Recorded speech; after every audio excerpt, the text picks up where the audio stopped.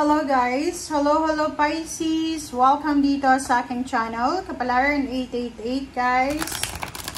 Alamin natin kung anong messages, vibration, gabay, energy para sa inyong lahat. This is the general reading para sa buwan ng October 2025. So Pisces, please connect your intuition sa baraha na lalabas dito. And doon sa mga dati kong subscribers, thank you sa inyong lahat guys sa patuloy na pagsubaybay dito sa aking channel. And kung bago ka, welcome guys sa inyong lahat. Please follow, like, share, and subscribe. And press the notification bell button guys. Okay Pisces.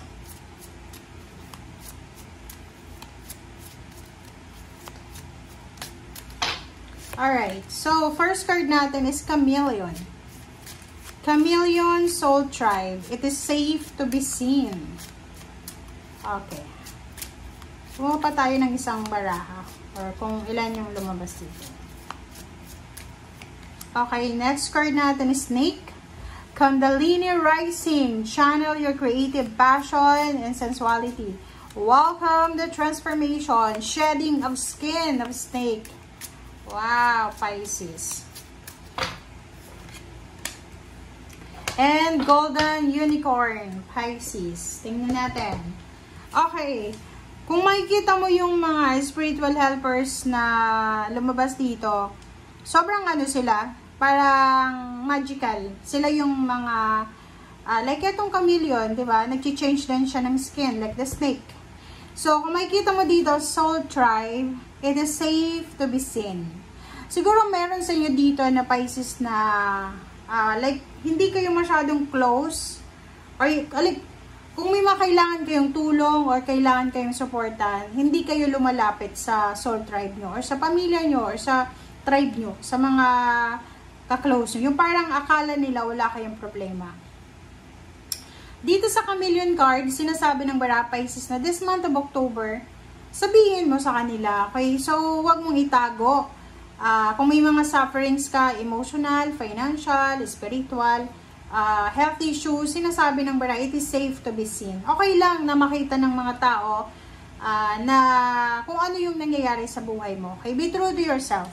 Or be true sa mga taong parang sumusuporta sa'yo. Snake, sinasabi ng Bara sa'yo dito, Pisces, na kailangan natin na i-welcome yung transformation. May magbabago, may pagbabago na darating sa buhay mo, sa lahat ng area sa buhay mo. Okay? So, ibig sabihin yan, may magbabago. It's either relationship, location, there's a relocation, there's a travel na gagawin ka this October, or maybe there's a, para siyang phoenix rising from the ashes. Para siyang tawag dyan, yung babangon ka. Okay, Pisces, babangon ka sa kung ano man na pinagdadaanan mo sa ngayon or babangon ka sa kung ano man na mahirap na situation na mayroon ka sa ngayon. So, ihanda mo yung pagbabago na yan ngayon na October in general. And last card natin sa first deck is Golden Unicorn. Gold siya. Wow, Ascension. Ascension, transformation, so similar lang siya, pareho lang siya. So, sinasabi, awaken to your soul's potential. So, maraming potentials, maraming inspirations na posibleng darating sa'yo this October para sa kung ano man yan, gold siya, di ba? Pag sinabing golden, ano siya, mahalaga, okay? Mahalaga siya. So, ascending yung buhay mo simula ngayong October. So, ihanda mo yung sarili mo. Maybe this is financial windfall, pouring of abundance. Halimbawa, yung sweldo mo tataas, may promotion, salary increase, yung negosyo mo medyo parang magbo-boom siya, magte-trend, or parang yun, sisikat ka kung ikaw ay artista, singer, dancer, kung ano pa man. Alright, so please comment down below if you resonated dito sa barahang to, Pisces. Okay. So, let's check the second deck. Second deck tayo, Pisces.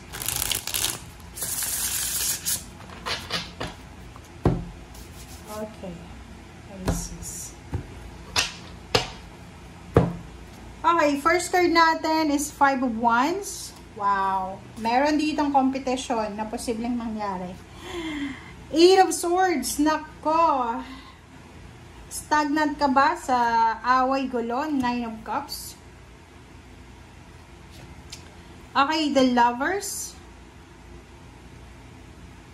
And sa ilalim mo dito is the Devil. This is your temptation, Pisces. Okay, this is your temptation. So, mag-iingat ka. You need to be careful. Okay, so this month of October, this is general reading. Sinasabi ng baraso dito na mag-iingat tayo, Pisces, sa kung ano man to na temptation na meron tayo. Are you obsessed sa relationship, sa negativity, sa toxicity? Obsessed ka sa isang tao, may bisyo ka ba? Sinasabi ng baraso na this October, mag-iingat ka. You need to be careful kasi possible ka na magkaroon ng temptation, possible ka na siraan, parang ganon. So, mag-iingat ka. There's a 4 cards here. Opposition, entrapment, reward, okay? And there's a kindred soul. Okay, sorry. The Lovers, relationship.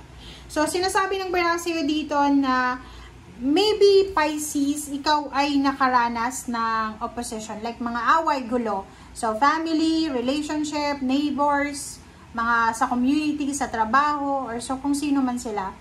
Possible na nakaranas ka ng opposition. Siyempre, tao lang tayo. Hindi naman tayo perfect eh. So, may mga kaaway, may mga ka-misunderstanding, may mga ka-miscommunication. Normal yon bilang isang tao. So, pwedeng ikaw ay nakaranas ng ganito sa past. And, sinasabi ng barahan na pwedeng yun yung entrap sa'yo eh. Like, hindi ka makagawa dati ng desisyon because, for example, gusto mong umuwi sa pamilya mo, but since, like, kung halimbawa OFW ka, tapos may kaaway ka sa kapamilya mo, syempre hindi ka uuwi kasi nandun sila, nakaaway mo. But now, nakikita ko sa'yo dito na you're parang freeing yourself from the Eight of Swords, from the entrapment. So, ano ba yan? May bisyo ka ba? May kaaway ka ba? Ano ba yan? Sa relationship ba yan? Kasi sinasabi ng baraha sa'yo dito na posibleng maayos yan. There's a reconciliation, there's a reward, there's a parang wish fulfillment. Parang meron ka pinagpipray, minamanifest ka sa relationship. Especially sa love life ha.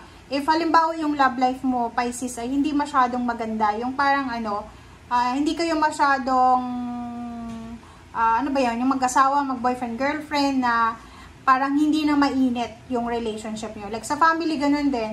Mga pamilya nagkakabuwag-buwag. So, sinasabi ng baraha nyo na possible na maayos siya. But make sure na umiwas tayo sa kung ano man na entrapment or obsession. Kasi pag, halimbawa kung may mga bisyo tayo, hindi natin maayos yung relationship natin. Kasi pag may bisyo ka, especially yung mga bawal na bisyo, hindi mo yan, kumbaga, mali kasi yung mali yung isip ng mga taong gumagawa ng bisyo. Parang ganun.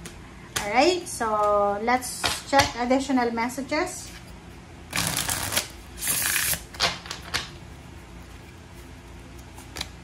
Okay, King of Coins, wow. And there's a Knight of Coins. Okay, so patience and provider. So, sinasabi ng baraha sa'yo dito, Pisces, na kinakailangan mong maging mapasensya. Sa usaping salapi, okay, sa usaping pera, sinasabi ng baraha na possible na ikaw ay breadwinner. Kumbaga, ikaw yung provider ng family. So, for the month of October, nakikita ko sa'yo dito na kailangan mong maging mapasensya. Kailangan mong maging mapasensya because yung mga tao na makakausap mo ay they will parang think na iisipin nila na ikaw yung magiging salvation nila. Parang gano'n, 'di ba? Salvation, ascension. Ikaw yung makakatulong para mag-transform yung buhay nila. So, sinasabi ng baraha, be patient, okay? Maging mapasensya tayo sa mga tao sa paligid natin kasi siguro ikaw yung binibless ng Panginoon. So, you need to be patient kasi ikaw yung blessed ngayon. Okay? Magician, so above, as above, so below. So, yun, there's incoming here. Sinasabi ng baraha sa'yo dito, there's a magic coming. So, maraming mga milagro. Like healing, health healing, relationship healing, maraming mga unexpected twist ng events this October na posibleng magdadala sa'yo ng blessings, ng freedom. Okay, and next is Hierophant. This is mentor. So, you're lucky because there's someone here. Okay, you're lucky kasi there's someone na posibleng makakatulong sa'yo.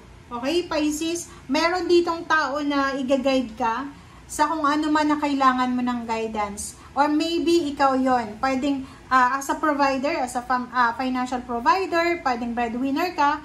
Sinasabi ng bara sa'yo na may posibleng pwedeng ka mag-anak ka or pwedeng kapatid na posibleng makakatulong na sa'yo para kumbaga medyo malesen na yung mga baggages mo sa balikat mo. Okay. Next card natin is Honesty, Queen of Swords. Ito siya. So, sinasabi ng bara sa'yo dito, Pisces, na kung kinakailangan, maging honest ka sa yung emotions, sa yung habits, or sa kung ano pa man. Six of Coins. Wow! Support. So, sinasabi ng bara sa'yo dito, Pisces, na kung kailangan mo ng suporta, financial support, sinasabi dito na mayroon ditong honest na individual na posibleng papasok sa buhay mo para bigyan ka ng suporta. Or, sinasabi ng bara sa'yo dito na pwedeng ikaw ay hihinga ng suporta ng mga tao sa paligid mo. So, kung sino man yan, vice versa yung message, ikaw na yung makakaalam. Thank you guys for watching and see you again. Bye!